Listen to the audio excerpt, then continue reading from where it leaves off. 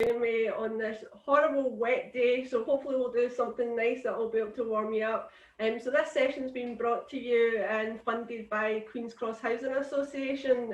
So I'm also a member of Queen's Cross Housing, so it's really nice to be cooking for local people in the local community. So big thanks to Queen's Cross Housing for funding these interactive events.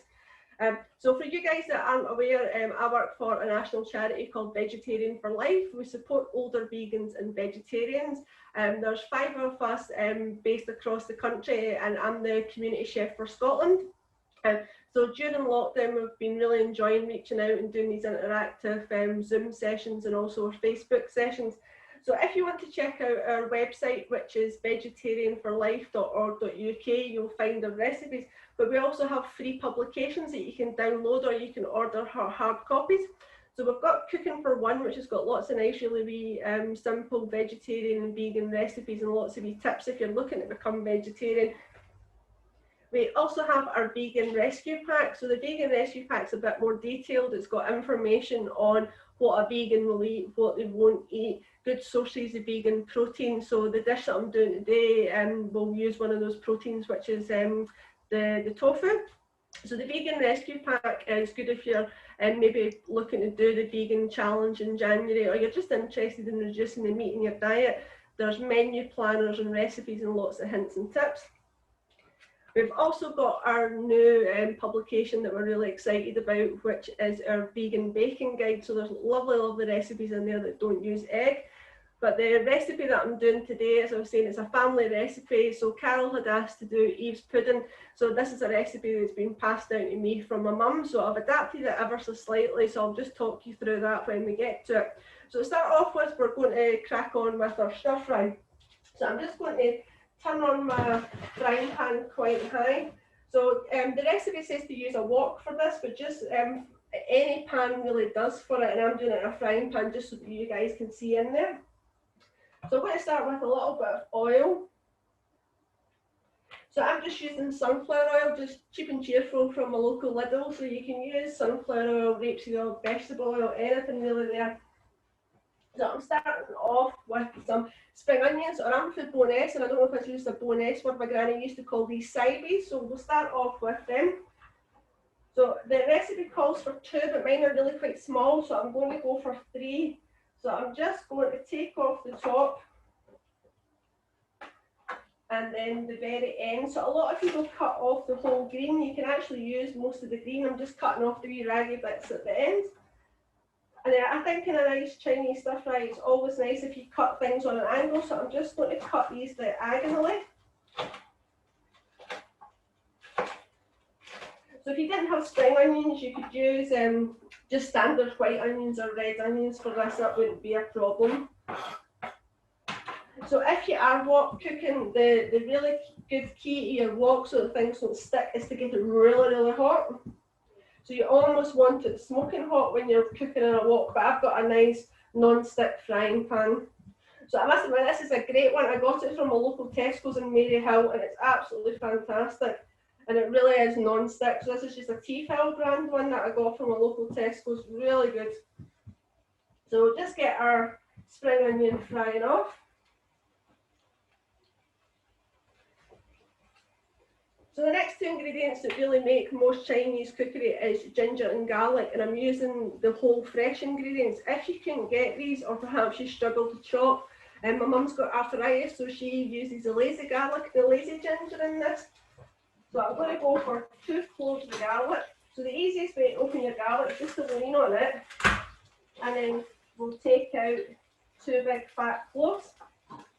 I'm just going to turn down my heat ever so slightly there now. And then I'm just leaning on my garlic with the flat of my knife and then chopping off the ends. And that way your garlic skin should just peel off, super simple.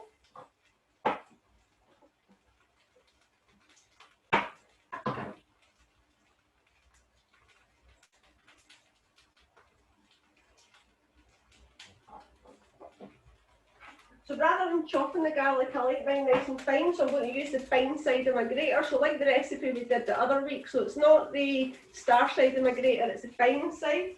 If we use the starch side, it would stick, so I'm going to go ahead and use the fine side of my grater. And again, if you've got a garlic crusher, that would work just as well. And we'll go ahead and add our garlic to the pan.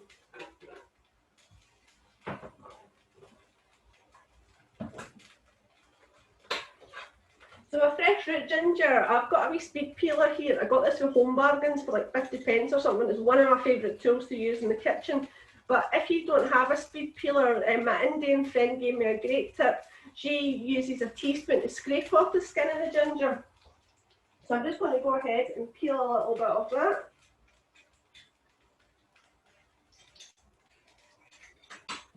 Just get my garlic moving about.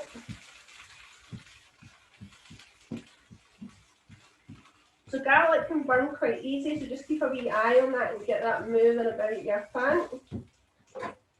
Then I'm just going to go ahead and grate a little bit of ginger.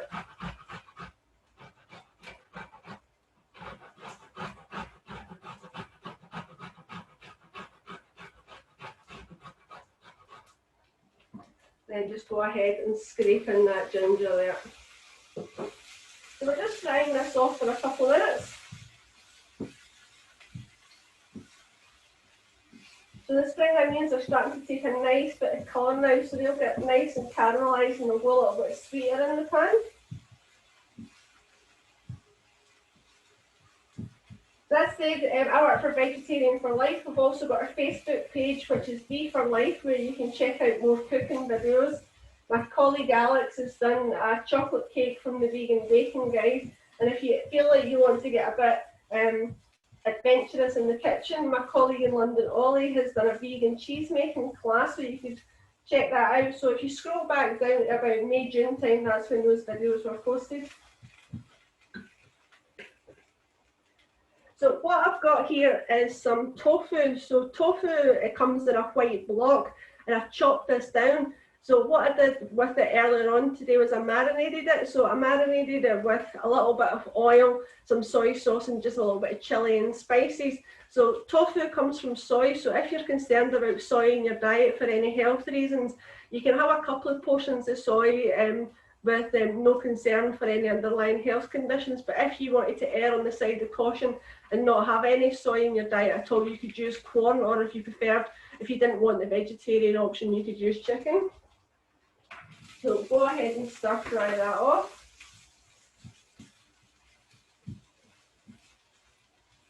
So it smells fantastic. The garlic, the ginger and the onion smell absolutely lovely.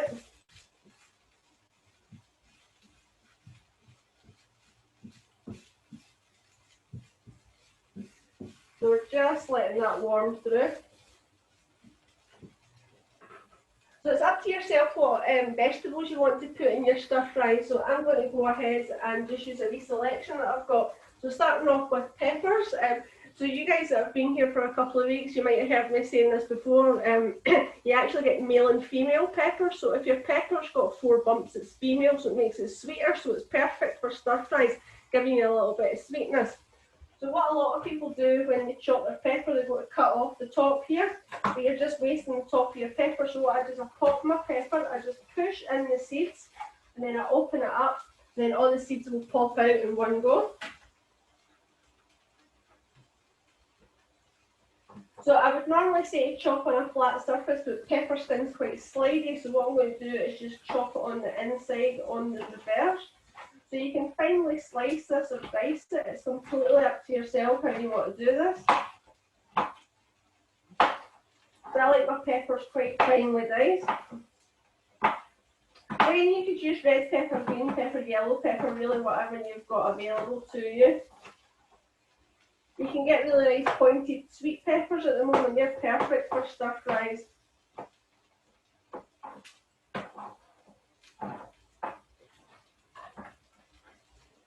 So then I'm going to take half a carrot, and then using my speed peeler, I find this so simple just for peeling.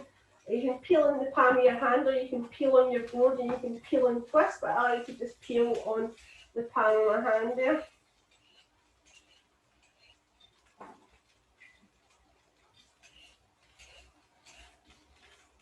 So what I'm going to do is, rather than slicing the carrot, I'm going to use my peeler and lean into it quite heavy, and it's going to give me carrot ribbons.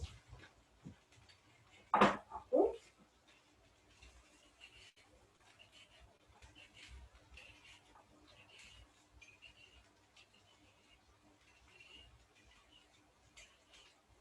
So this is nice for like on salads and things like that as well, to make your carrot ribbons. You really don't need any chef's knife skills for this.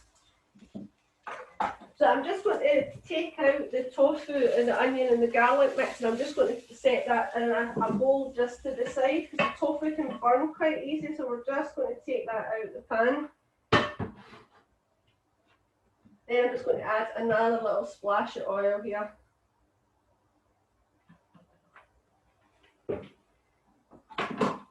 So I can go ahead and add my carrots and my peppers.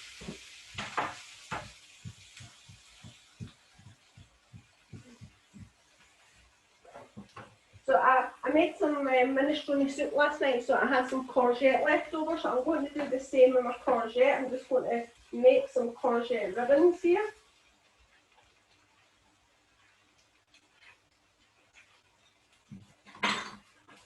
Just add that to the pan and get that frying off. So this literally takes minutes just to soften off your veg. You still want your veg to be quite crispy here.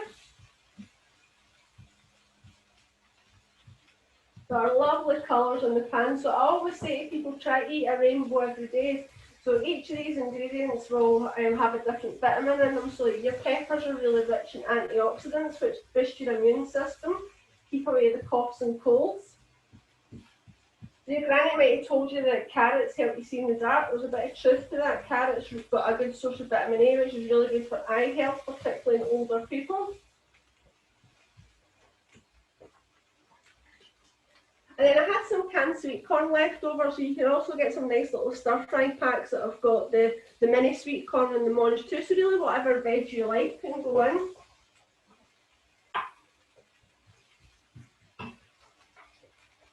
And then I'm going to use some chestnut mushrooms. So again, if you can only get white mushrooms, that's absolutely fine. I like to use the chestnut mushrooms because they've got a bit more flavour, but they're also a good source of vitamin D, and vitamin D has been shown to reduce the risk of getting coronavirus. So I'm going to go ahead and just slice the mushrooms. So I wouldn't wash my mushrooms because they just soak up moisture and they go like a little sponge. There's really no need to wash mushrooms. If you find that a little bit of the growth medium on them, just go ahead and wipe that off with a little bit of kitchen paper.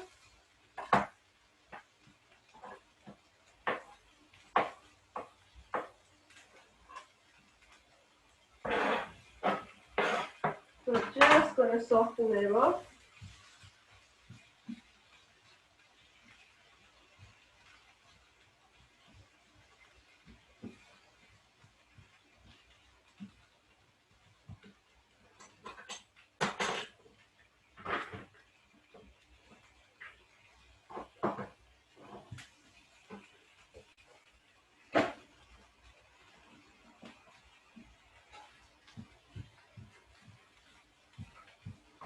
So I'm making a bit of a mess here today, guys. Excuse my fingers, I'm messing with it. Oh, okay, so just get that stir frying.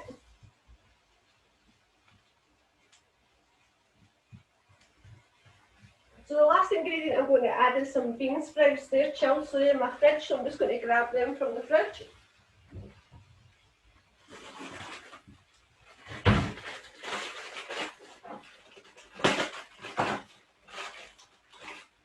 And we'll just add a handful of our bean sprouts.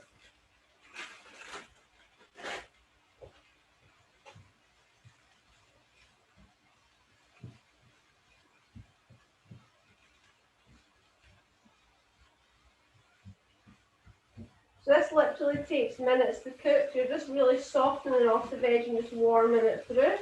Then we can go ahead and add our tofu and our onions back in. So if you were going for the corn takes a bit longer to cook. Your corn takes about 12 minutes to cook through.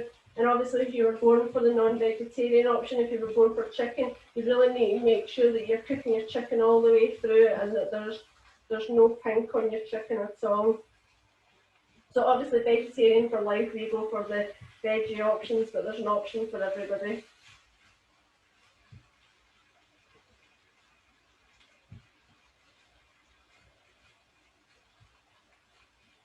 Okay, so that's super simple. So we're just going to finish off with a little bit of seasoning. So I'm using light soy sauce. So you get two different types of soy sauce. You get dark soy sauce and light soy sauce, and you can use both in stir fries.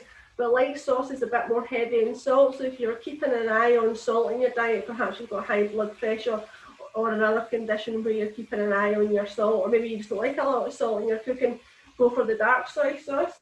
So this comes out your bottle quite fast, so just take care when you're adding this in. Just a few sprinkles there.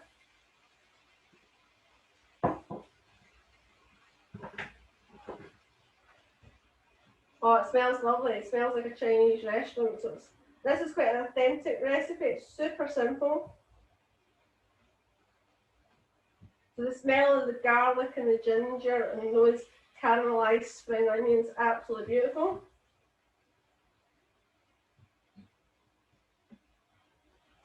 So just to finish off, I like my stir fry really spicy, so I've just got some shop bought sweet chilli sauce. If you didn't have any, what you could do is just mix up a little bit of sugar and water and a little bit of chopped chilli or some lazy chilli. So again, this is just an optional extra. If you don't like spicy food, you don't need to add that in. But I like really spicy stuff, so I'm going for a big spoonful there. So that's us for just warming that back through. So one thing you don't want to do is you don't want to overcook your stir fry. You want your veg to be nice and crunchy. So whereas if you were cooking a curry or a stew or a casserole, you'd be really low and slow. This you want to be quite high heat and very fast, just to get a nice crisp coating and really develop those flavours. So I'm serving this with noodles today. So I've just got shop bought standard egg noodles. And I've just cooked them according to the pack instructions, where you just boil them in water for 4 minutes. So I've got some that I've prepared in advance, so we'll go ahead and serve up our stir fry. So you can toss the noodles through the pan, or either you can just go ahead and have your lovely tofu stir fry just on top. So that is our super simple tofu stir fry, virtually made in minutes. So this is a really good recipe, as I said, for using up leftovers. Perhaps if you've been doing like a stew or a casserole or a soup, particularly if you've done something like minestrone, you might have a little bit of pepper, a little bit of carrot, a little bit of this left over. It's a great way to use up leftovers. And if you don't like any of the ingredients, you could swap them out for things like broccoli. If you didn't like mushrooms, you could use aubergines. Really whatever veg that you like. So we're just going to move on now to my mum's Eve's pudding recipe. Let me just swap my boards over here.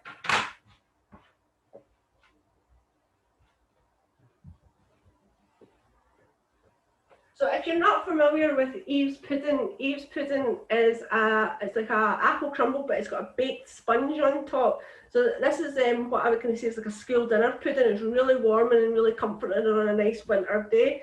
So we stew off the apples, then we make a sponge that goes on top, and then that's baked in the oven. So I'll just take you through that. So I'm just going to turn my pan on, and I found these apples in Tesco's, and they're a bag of misshaped apples, and they're less than half the price of normal apples. So if you're looking for apples for Eve's pudding or crumble or a pie, I would suggest using Granny Smith, Cox or a Braeburn. So these misshaped ones, and when I've opened the packet, I thought I was maybe going to have wonky apples. They all look absolutely perfect, but they were only about 60 pence a bag, which is absolutely fantastic. And I ate one for my breakfast this morning, and they taste absolutely delicious. I'd highly recommend them.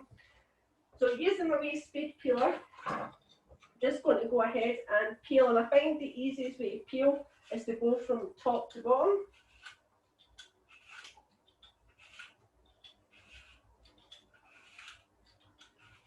So again, you could use frozen apples for this. Also canned apples work quite well for this. Canned apples are more common now in supermarkets.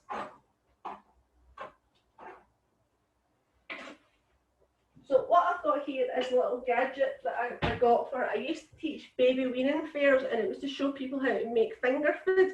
So you can get these in places like Home Bargains and your supermarkets and that as well. So it's a little holder that's got blades on it, and you just push that down on your apple. So if we just lean on the apple here, it chops it into pieces. So it chops it into nice little sections, and it takes out the core for you. So the core comes out just like so, so it's super simple. But for our, I'm just going to wash my knife. I don't want our crumble to taste the garlic here, or sorry, our Eve's pudding. So for our pudding, we just want our pieces a little bit smaller, so just going to roughly chop them down. This, if you want to get a Granny Smith or a Cox or a Braeburn or something, I wouldn't use a Golden Delicious or anything. You want an apple that's a little bit tart, that's got a nice bit of flavour, but also quite a firm texture that will stand up to baking. So in my pan, I've pre-chopped a bag of apples already. So if you do pre-chop your apples, what I would recommend is, this is a little tip, you'll know that if you cut an apple or bite into it, it starts to go brown. So I've done the apples that I've chopped in advance, I've just tossed them in a little lemon juice.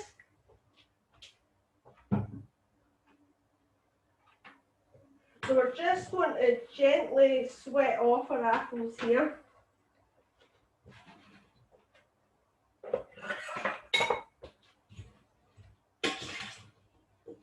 So I've got a very small amount of water in the bottom of my pan and a little bit of lemon juice because I've chopped these in advance.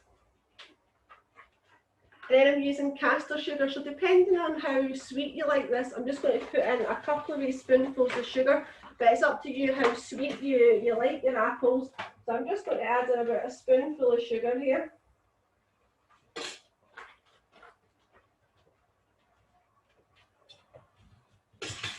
And we're just going to soften these off.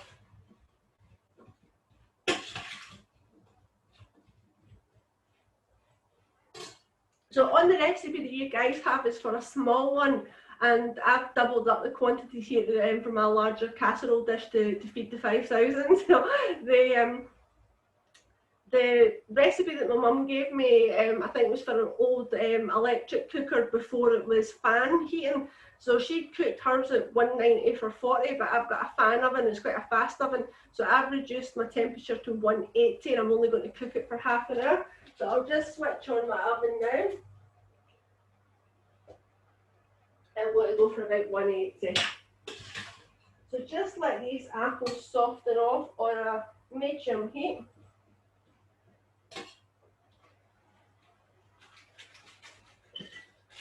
So I'm going to make this in just a standard casserole dish, so anything that's an oven-proof deep dish, whether it's a pie dish or perhaps you've got a Pyrex dish. But one thing to make sure you do first is always grease your tray. So I've just got a little bit of scrunched up greaseproof paper, and I've got just standard margarine. And I'm just going to give that a good wipe round.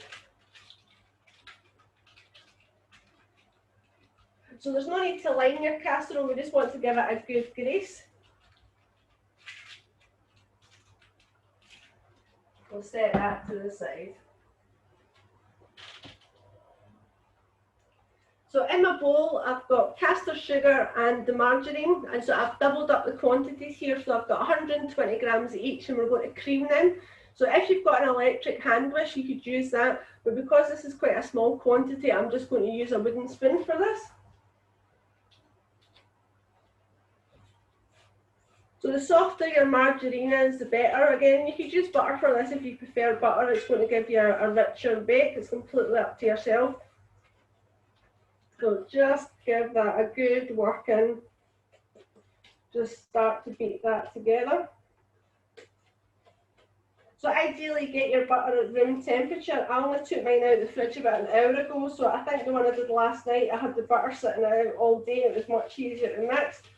So this is going to take a little bit of elbow grease just to get this all combined together. So you want this to be nice and light and fluffy. And I just give my apples a little stir.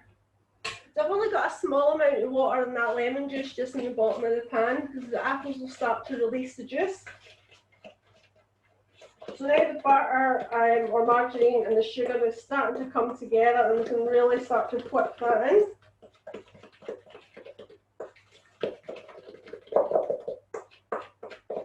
So again, if you've got an electric hand blender, this would make really light work of this. When I'm baking, I like to use a wooden spoon so I can see what's going on. So there we go, it's starting to come together nice and creamy.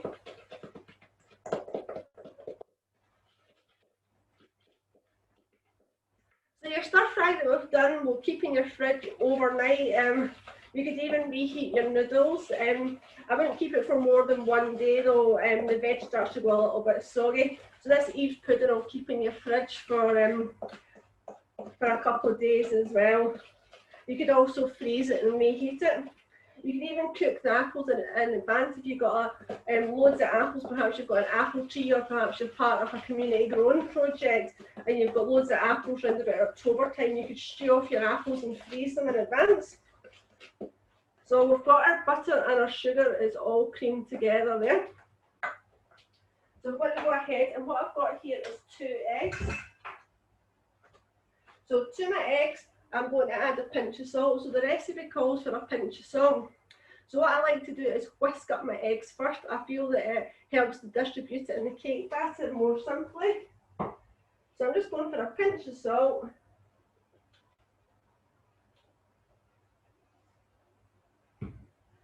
And then I've got 2 fresh eggs. So when you're baking, make sure that you use nice fresh eggs. And that little pinch of salt helps your eggs twist together. The salt breaks the membrane on the egg and you can twist it up.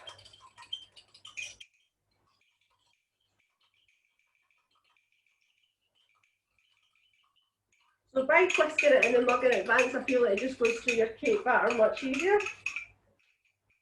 So go ahead and add that.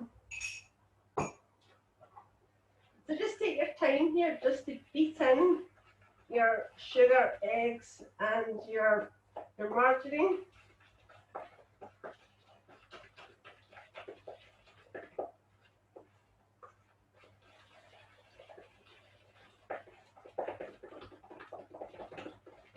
Give this a really good work. Get your elbow grease in here. So if your mix starts to look a little bit like scrambled egg, almost like it's splitting, what you can do is add just a little bit of flour. So I'm just going to add a wee tablespoon of flour here, and that will help to just pull everything together.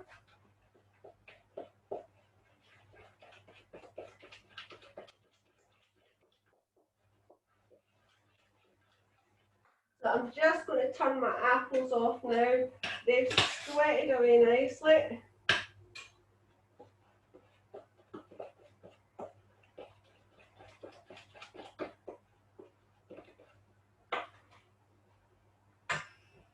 So I've got my self-raising flour, so I'm not going to add any baking powder or anything to this. So what I'm going to do is sieve it so that you get a nice light sponge. So this is quite a heavy sponge, but you still want it to be light. It's quite a thick batter. So if you sift from a height, you'll get a nice light fluffy cake.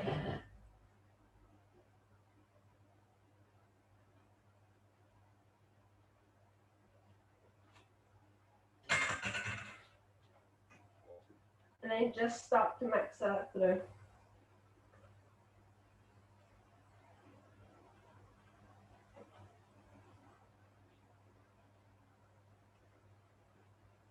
So this forms a really nice thick batter.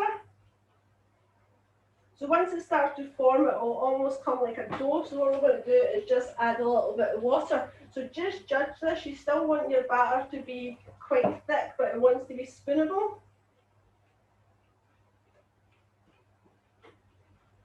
And give that a really good mix.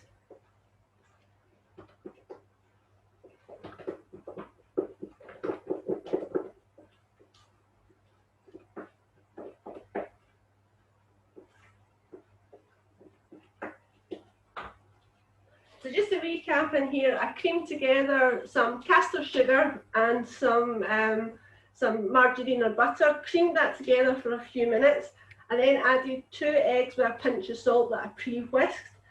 I then sieved in my flour, beat that together, and then incorporate a little bit of water so that you've got a smooth batter, but it's quite a thick batter, so it's droppable. Just give it another little mix. So that's this. So I'm going to transfer my apples to the casserole. So most of that liquid will have evaporated off.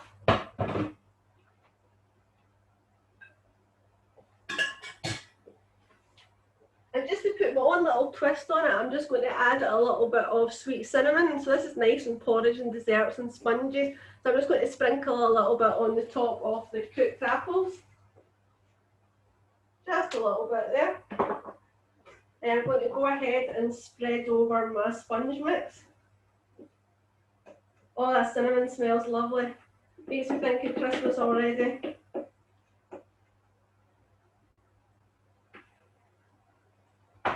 So just using the back of your spoon, just spread that out. Make sure that all of your apples are covered there.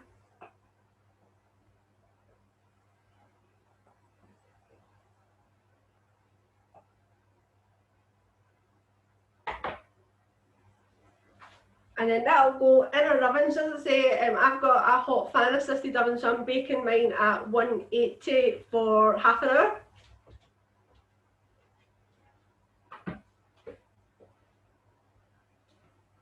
So as I say on Blue Peter, here's one I made earlier. So I'm just going to serve this up. So it's really nice to serve this with some custard or some ice cream. So I'm just going to serve mine plain.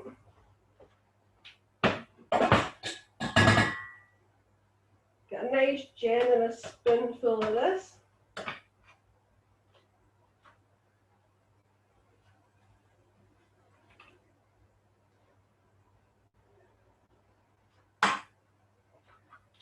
So there we have it, guys. That is my mum's secret recipe, Eve's pudding, along with our tofu stir fry. So super simple dishes that have really helped to have a nice little winter warmer dish, really to comfort you on these colder evenings. So thank you so much for joining me, guys. So if you have any questions, please don't be shy. Hi Claire, that was absolutely delicious. Thank you. Yeah, I was just wondering if you could explain the importance of, for example, when using chicken, about the cross-contamination. Yeah, of course. Chickens come on a long way from previously where all chicken had salmonella and all eggs had salmonella in it as well. But now your chicken is less likely to have salmonella, but there's a bacteria that's now in most supermarket brands, which is called Campylobacter. So the only thing that kills that is thorough cooking. So where you could cook your steaks rare on the middle and dark on the outside, you really need to make sure that your chicken's cooked all the way through. Have separate chopping boards as well, because if you're chopping your chicken and then chopping your vegetables on top of that, we're only stir frying our vegetables for a few minutes and the bacteria from the chicken could transfer onto your vegetables. Then of course if you've got other family members coming along and using the chopping board and whatnot, you can transfer that bacteria. So one thing that I've picked up during community cooking classes is a lot of people wash their chicken. So we really advise do not wash your chicken, because any bacteria that is on the chicken is going to be on the outside of the chicken. And if you wash your chicken, all you're doing is spraying those germs about your nice clean kitchen. So if you're like me, you've probably got a couple of bowls and mugs sitting and your sponge and your cloth and whatnot. So if you wash chicken, you're just spraying all those things next to your sink with that bacteria. And as I say, the only thing that kills that is cooking. So make sure that any chicken that you're using is piping hot all the way through, that there's no pink. And if you're cooking a whole chicken, make sure that the juices are running clear. So particularly coming up to Christmas time, if you're roasting off a chicken or a turkey, make sure you take it out in advance to defrost it and really make sure that you're giving it long enough cooking time. So when you are checking that it's hot enough, check the thickest part of your bird to make sure that the juices are running clear there. So I said that particularly for older people with underlying health conditions, food poisoning can be quite serious.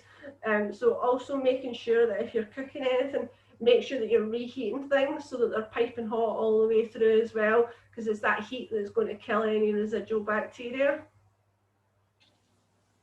Thank you, Claire. See your tofu, Yeah. what do you marinate it in?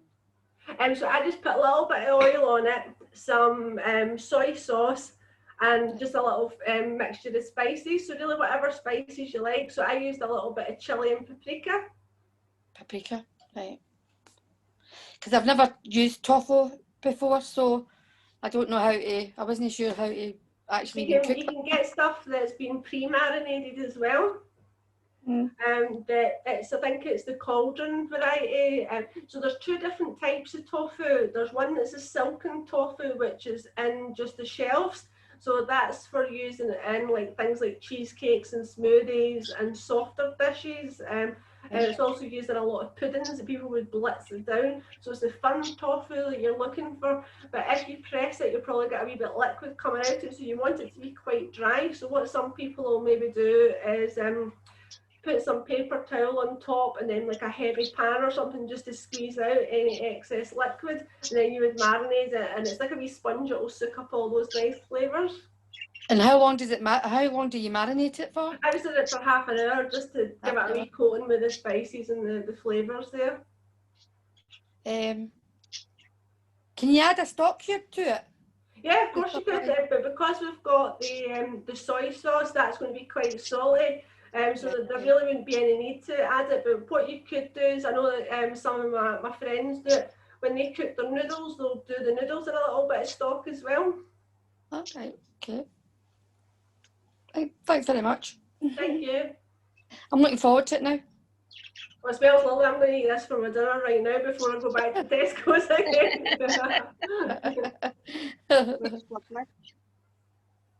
What about Helen or Carol? Do you have any questions? No. How does it go if you're diabetic? Or are you? So if you're diabetic, I would just say keep an eye on your portions.